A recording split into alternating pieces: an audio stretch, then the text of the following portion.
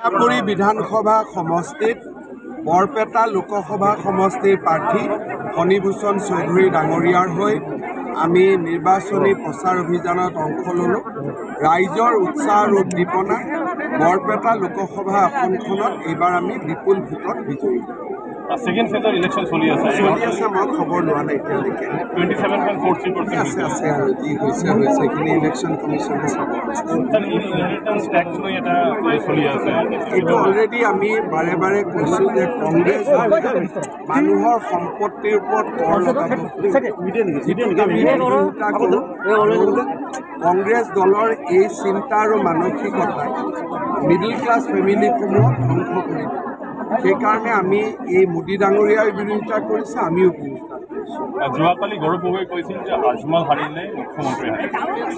আজমল হাৰিলে মুখ্যমন্ত্ৰী হাৰিব, তেওঁ জিকিলে মুখ্যমন্ত্ৰী জিকিব। যিবিলাক অকণমান জানা শুনা ল'ৰা পঢ়া শুনাসকল কিছুমান কথা ক'ব নালাগে।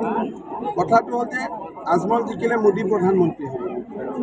মোদীক প্ৰধানমন্ত্ৰীৰ কাৰণে বিজেপিৰ MP গতিকে আমি বিজেপি আৰু AGPৰ MP আমাক UDF আৰু কংগ্ৰেছৰ MP হ'লেতো আমাৰ লাভ নহয়। লোকসভা বিধানসভা নিৰ্বাচনত আজমল আৰু কংগ্ৰেছে এলায়েন্স কৰিছিল নে আমি কৰিছোঁ? গতিকে এইবিলাক কথা মানুহৰ হজম নহয় আৰু সেইকাৰণে কংগ্ৰেছ দলো হাৰিব, গৌৰৱ গগৈও হাৰিব। ছাৰ এটা কথা কৈছিল আজমলে কেইদিনমান আগতে যে তেওঁ যিমান পইচা খৰচ কৰিছে এয়া মুখ্যমন্ত্ৰী হিমন্ত বিশ্ব শৰ্মা তেখেত 7 জনমতো দেখা নাই সেইটোৰ লগত মোৰ কি কথা? ইয়াতো আমি টকাৰ কিবা কম্পিটিশ্যন খেলিছোঁ, আমি ভোটৰহে কম্পিটিশ্যন কৰি আছোঁ। ইয়াত টকাৰ কথাটো ক'ৰ পৰা? অৰুণাচলৰ চাকমাৰ হাজং বুলি এটা কণ্ট্ৰভাৰ্চি আৰম্ভ হৈছিল, নিজেও কৈছে অলৰেডি কৈ দিছে, এইবিলাক চবাই থাকিব নালাগে।